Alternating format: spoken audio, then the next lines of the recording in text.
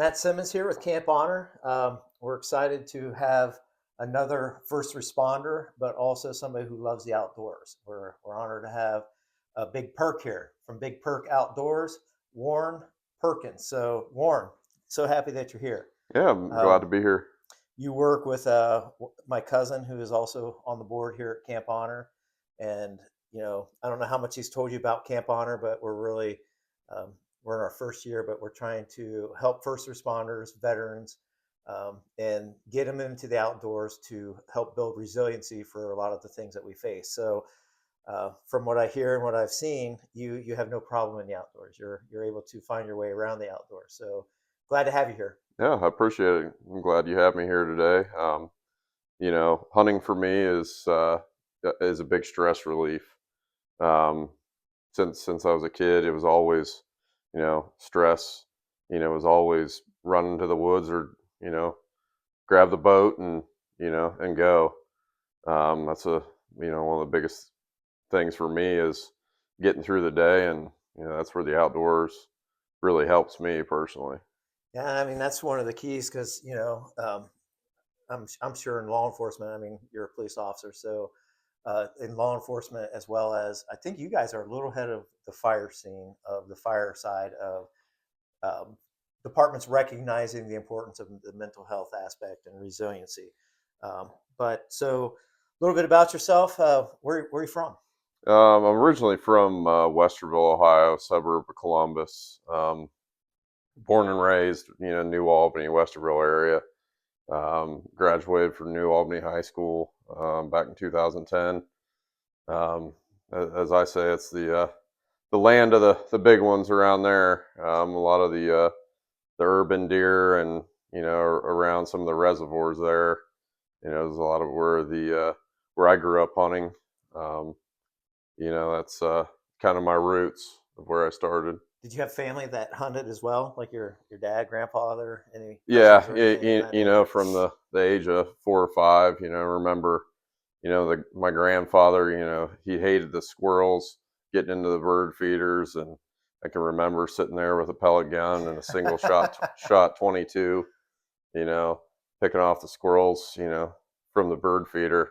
That's really where it all started. The younger years of the Red Ryder, BB Yeah. gun, the CO2 cartridges laying everywhere for the pellet gun kind of deal, and it was a big deal to me as a kid.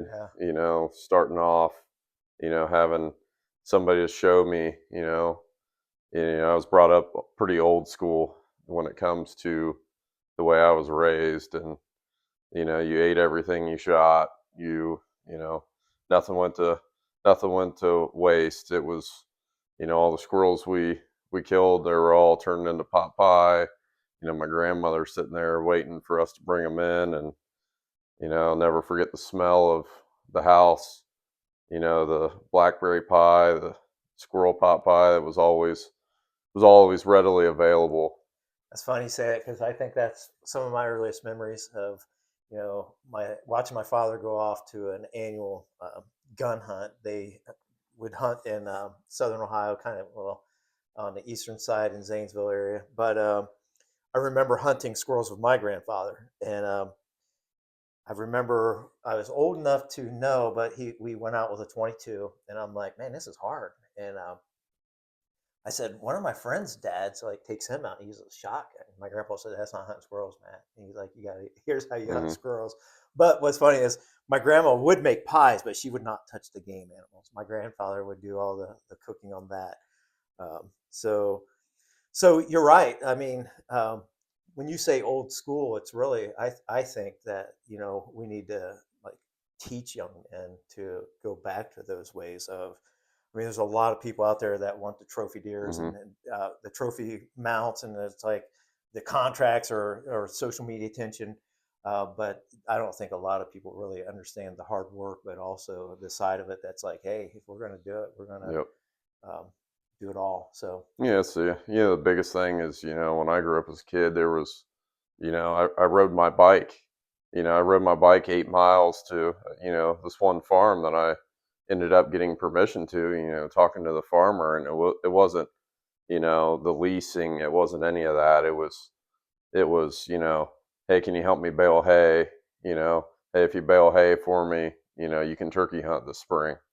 It was a lot of that, of that connection between you and the farmers. Even as a young kid, it was just showing some initiative, Yeah. and there was no, $9,000 to hunt 100 acres for a season, and it just, I'm 32 years old, and that wasn't a thing even, you know, 15 years ago, and it's really taken off to where, you know, maybe a little bit of that.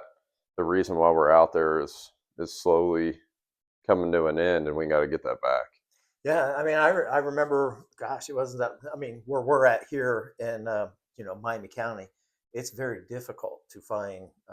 People ask me all the time, like, I want to hunt, and like, can you help me? No, go do what you do, like what you did. I remember I was able to hunt a farm over in Elizabeth Township in Miami County, and the way that I got in was I did the same exact thing. I said, Mhm. hey, whatever you need, I can help. I can if you need firewood, if you burn firewood, I will help you cut wood. And the guy took me up on it, and he had a bunch of walnut trees that were clear cut off his property, or should I say, select cut. And he's like, "Yeah, I could use some help." And I was like, went down there, and he showed me, and I was like, "Oh, what did I get myself into? My God!" He had, I think, about 15 trees. Actually, Nick went down there one time to help. We loaded some wood into the back of his truck, but for me, it was worth it. You're building a relationship, and you want them to get to know you, and that you're not afraid of work, and you're also would because as a property owner now, I mean, there's a level of respect. Like, Mm. I think there's a lot of people that want things in this lifetime that is just given to them. And I mean, you're law enforcement. I bet you see that every day. That there's a layer of entitlement, but yet not a layer of people who are accountable to different things. So Big Perkins Outdoors. Tell me a little bit about your ventures on the YouTube channel. So, for me, YouTube was, I have a 13-year-old son, and he likes watching that stuff on the TV or on the computer, and I was like, well, something that I would maybe enjoy, getting into and sharing more of the raw portion of hunting and fishing, the no edits, the hey, this is just how it is. You're not going to get a bunch of fluff. You're not going to get, a bunch of these words popping up all over the screen. It is what it is. You're seeing it as it is, and when the fish breaks off the line, and my 13-year-old son's yelling, getting mad, and that's all seen. And or when he slips and falls on the rocks up at Marblehead at the lake, and he's covered in moss and soaking wet and mad, you're going to see all of it. That's the biggest thing for me. I'm not going to sugarcoat anything. It's hunting. It's not for me. It's not filming stuff. It's you getting to see when I remember to hit record. So that's kind of how it is. And there a lot of my videos are of nighttime coyote hunts. It's a lot of thermal hunts, stuff you're getting everything. It's not cut. You're getting it as it is, and sometimes that hurts people's feelings, and I'm not too worried about it, to be honest. You Hurts their know, feelings how? well, I mean, I've had a lot of my videos taken down because I'm hunting a lot of urban areas. I'm hunting with a suppressed rifle. I'm using fragmentable ammunition, stuff that's very safe, but it's also it works very well. Sometimes the videos are whether they might be graphic, yes, but that's hunting. It's if blood and gore and stuff like that is not your thing, then unfortunately my channel might not be for everybody.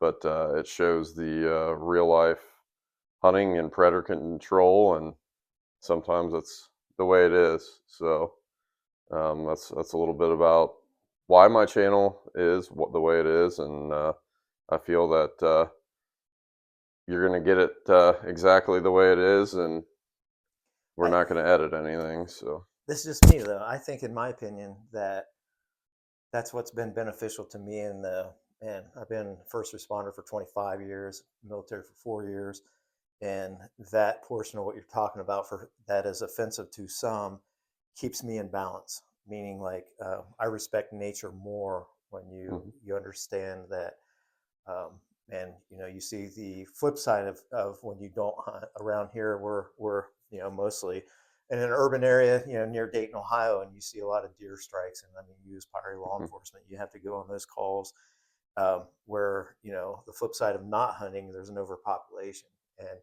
and also when you are hunting, the sides of when the animals are hungry and when they're fighting for food at the end of winter, and that what we're doing out there is actually, if they didn't have us, the hunters out there, doing things the right way, it wouldn't be beneficial. Nature, I don't think it would work. And you know, Camp Honor is we're a faith based nonprofit that gets the scripture where God says have dominion over these animals, and people they might take offense to that, but I know that what we're Hmm. doing is what is needed. Same for the coyote control. And if we didn't have people out there like you that are helping with that, they could be very easily. I remember as a kid there was hardly any coyotes. Hmm. I remember it was a rare sighting when there would be a coyote.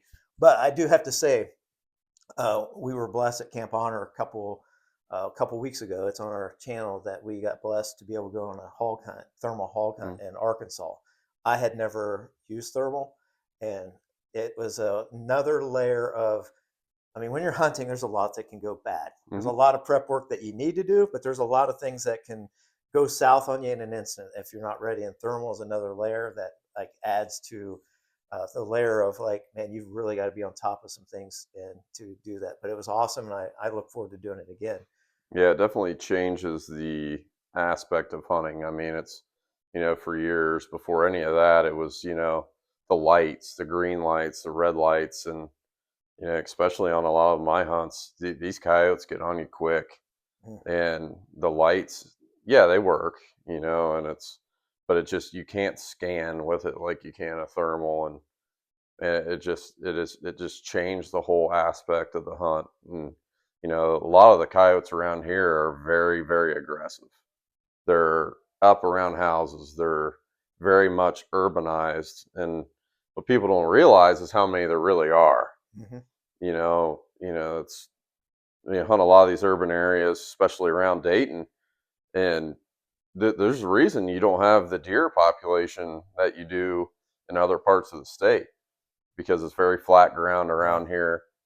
And we just, some of the spots I hunt around the Dayton area, you just don't see fawns. Yeah. I mean, these coyotes are hitting these fawns hard every year. Pictures of coyotes dragging fawns across the fields, head of a fawn, and guys are like, man, why the deer population's terrible around here? And a lot of it's the coyotes. They're, you know, between, the last 12 months, there's some farms I've killed upwards of 30, 40 coyotes off of one farm. My And you God. can't have a deer population with that many coyotes. And a lot of it's nobody traps them anymore. Mm-hmm. I mean, you went from a coyote pelt being worth $50 to now worth about three whole. I Wow. mean, you just you don't have that. There's nobody going out and doing it.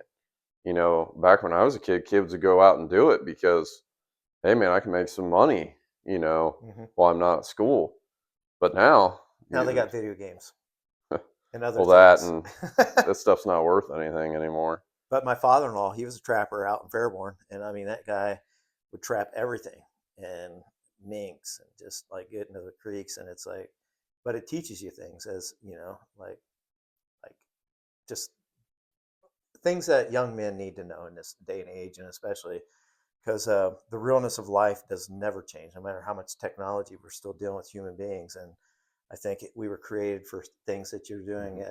at Big Perk Outdoors. So tell me like one of your favorite videos for whatever reason, like what's and maybe a little bit of the background of why it's so special to you on one of your videos. I mean, being that I'm very much a family man, and I feel that, my family is very important. My wife, my son.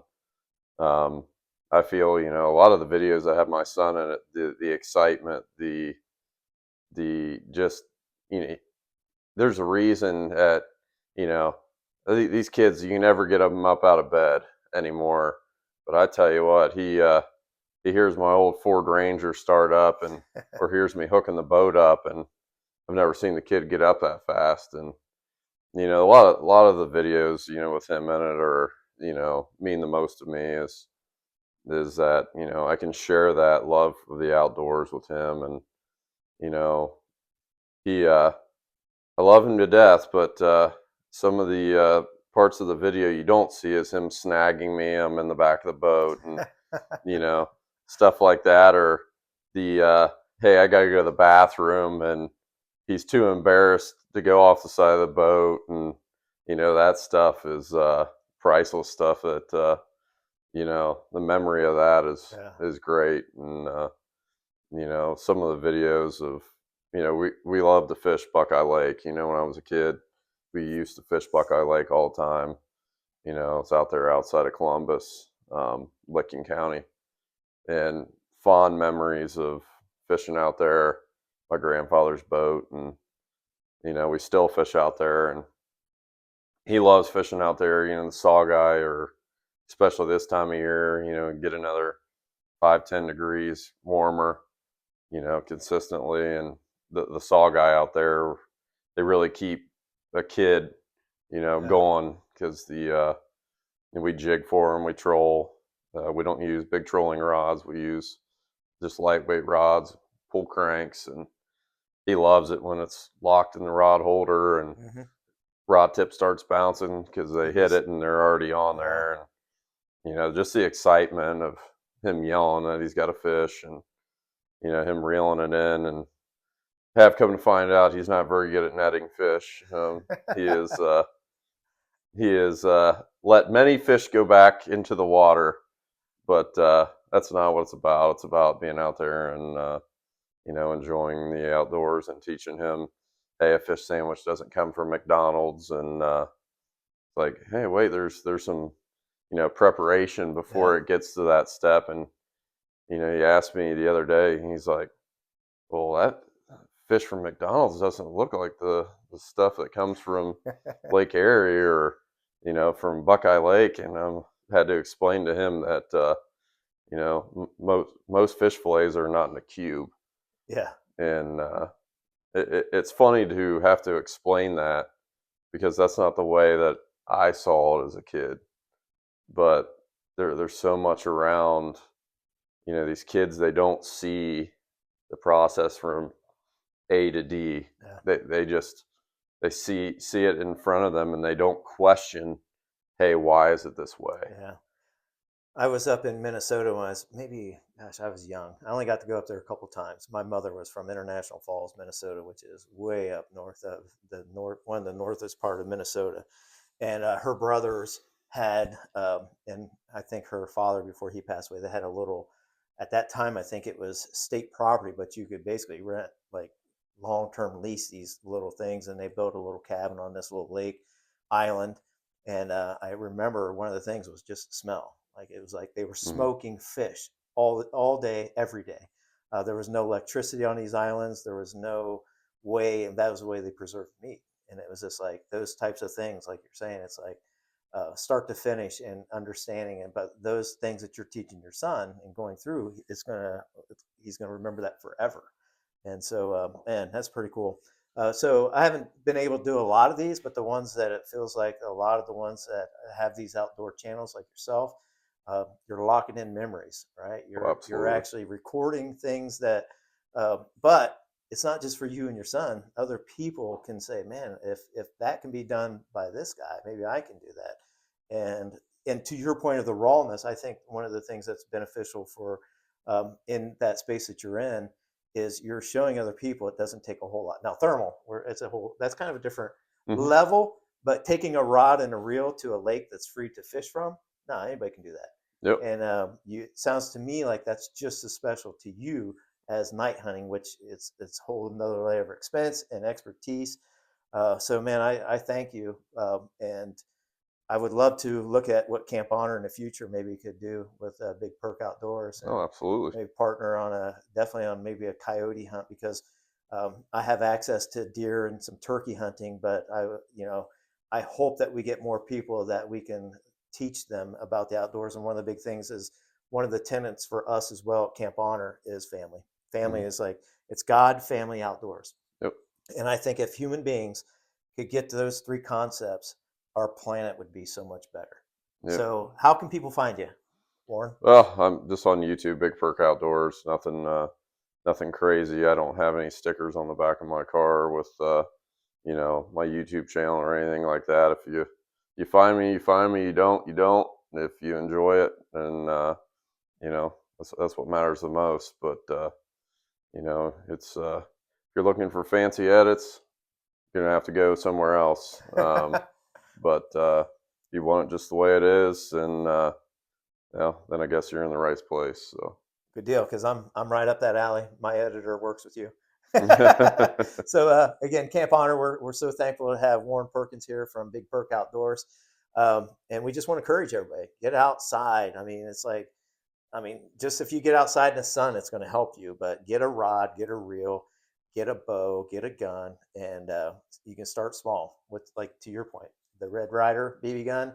I got several of those laying around, and if you need one to pluck some squirrels, I will help you. So, Yep, it's never too late to start a tradition, and it's one one day away. I mean, it's never too late. I don't care if you're 80 years old or you're 10 years old. It's never too late to enjoy the outdoors and enjoy what God put here, for us to enjoy. So, thank you again, man. yep, It's thank nice you. meeting you. Nice meeting you.